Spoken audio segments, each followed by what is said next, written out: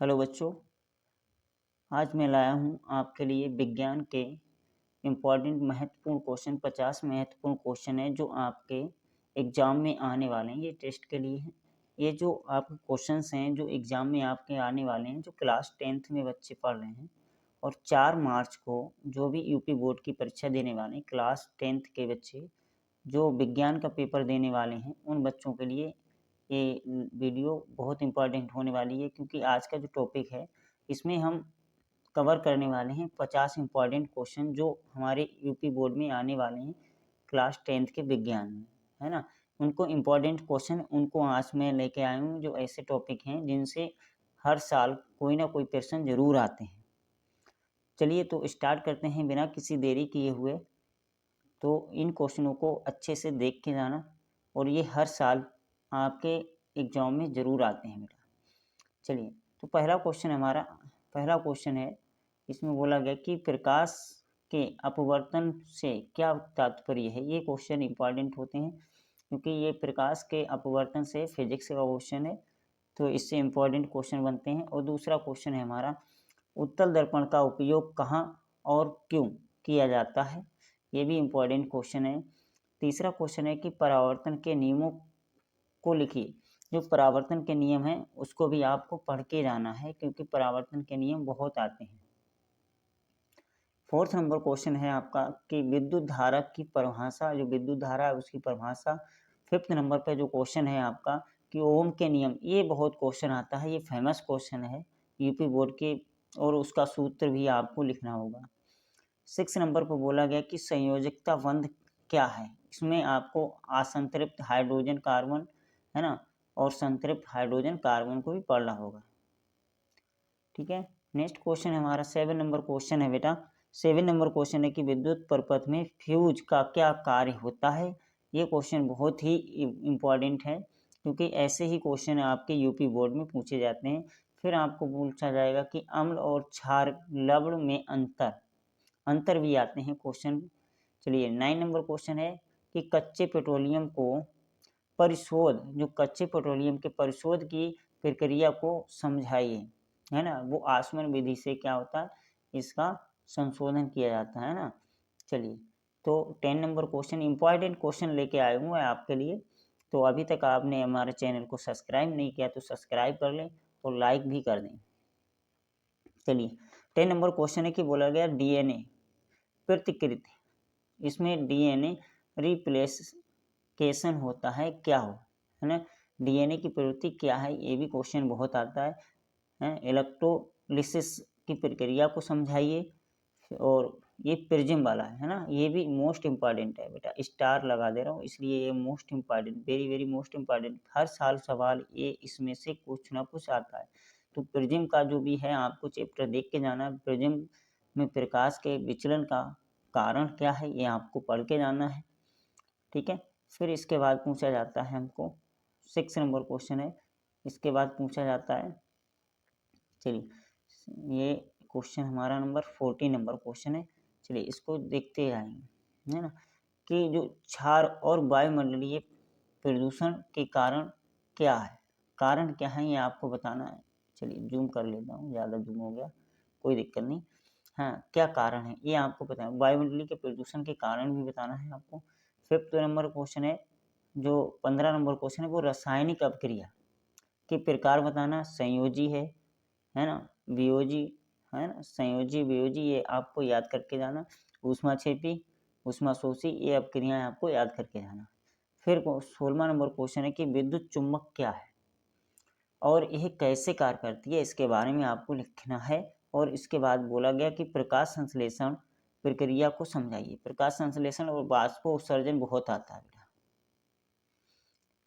फिर next question है 18वां number question है हमारा, ग्लोबल वार्मिंग के प्रभाव क्या है। ये भी इम्पॉर्टेंट क्वेश्चन है। जो भी इसमें क्वेश्चन है वो इम्पॉर्टेंट क्वेश्चन है और यूपी बोर्ड में आए हुए क्वेश्चन है ये। प्रीवियस मतलब जब यूपी बोर्ड परीक्षा होती है इसमें कई सारे क्वेश्चन ऐसे होते हैं जो रिपीटेड भी क्वेश्चन मिल जाते हैं। ठीक है। 90 नंबर क्वेश्चन है कि बसीय अम्ल और साबुन के बीच क्या संबंध है। तो आपको साबुनीकरण पढ़ के जाना है। ठीक है। फिर इसमें बोला जाएगा पौधे में परिवहन प्रणाली को समझाइए। तो पौधे में जो परिवहन प्रणाली है इसको आपको समझाना है।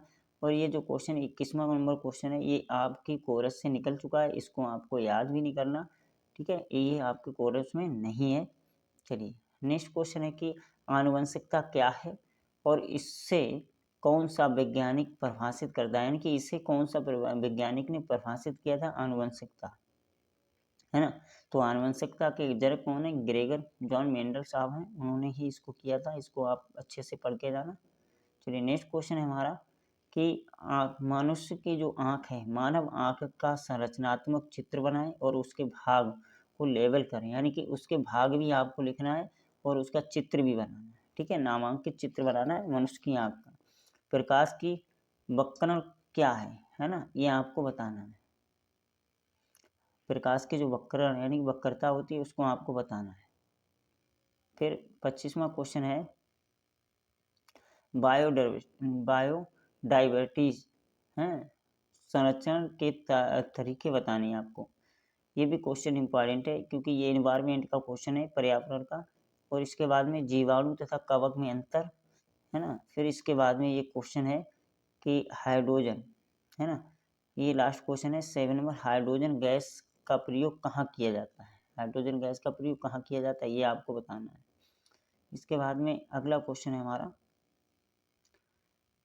70 नंबर क्वेश्चन है, इसको भी आपको करना है। ये मोस्ट इम्पॉर्टेंट टॉपिक है बेटा, तो मैंने आपको बता दिया इसलिए कि ताकि आप इसको पढ़ के जाइएगा।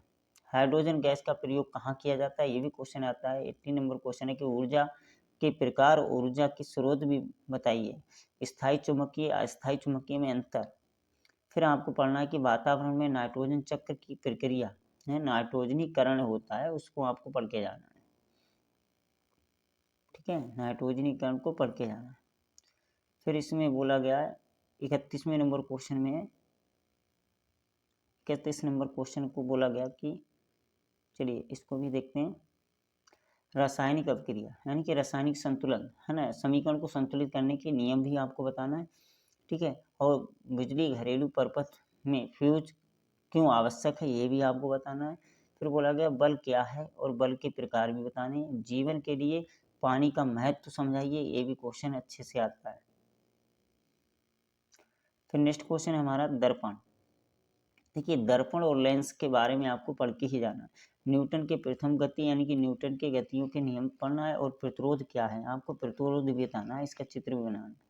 प्रतिरोध है इसका चित्र भी बनाना है। और प्रतिरोध के आंकिक क्वेश्चन भी बहुत आते हैं, उनका मैं अलग से एक वीडियो बना दूंगा ताकि आप उनको कर सकें, ठीक है। क्वेश्चनों का अलग से एक वीडियो बना दूंगा तो आप उसको कर सकोगे। और अगर अधिक आपको पीडीएफ चाहिए है तो हमारे टेलीग्राम लिंक को ज्वाइन कर लें, नीचे लिंक दिया होगा, डिस्क्रिप्शन बॉक्स में आपको मिल जाएगा बेटा, ठीक है। फिर 80 नंबर क्वेश्चन है कि रासायनिक ऊर्जा से विद्युत ऊर्जा में परिवर्तित प्रक्रिया को समझाइए।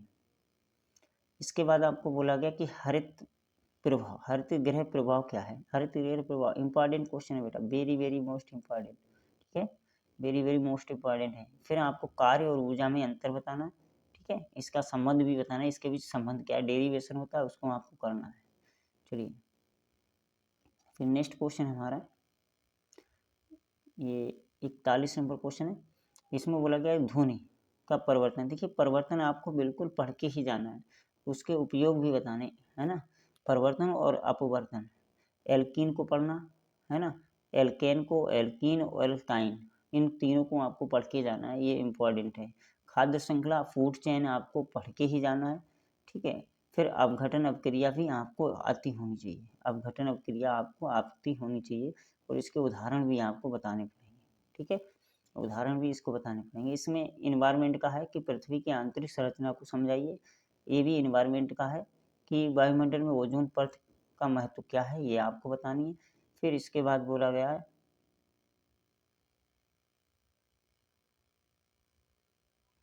और इसके बाद बोला गया, वीडियो कुछ लंबी हो रही कोई दिक्कत नहीं, है ना। चलिए इससे के बाद देखो कोश का विभाजन, ये जैव प्रक्रम का है, कोश का विभाजन कितने प्रकार की होती है, इसमें आपको पढ़ना है कि अमीबा का द्विखंडन, ठीक है, और मुकुलन विधि है, और कायिका प्रवर्धन, ये सब आपको पढ़ के जाना है। इसके बाद में धातु और अधातु के बारे में आपको बिल्कुल ही पढ़ के जाना है बेटा। पर्यावरण संरक्षण क्या है, इसके उपयोग भी लिखने हैं। और लास्ट क्वेश्चन है आपका विद्युत परपथ आरेख को आपको बनाना है, ठीक है। इस पे क्वेश्चन भी आते हैं विद्युत परपथ पे, ठीक है। तो ये कुछ इंपॉर्टेंट क्वेश्चन रहे, ठीक है। और मैं आपको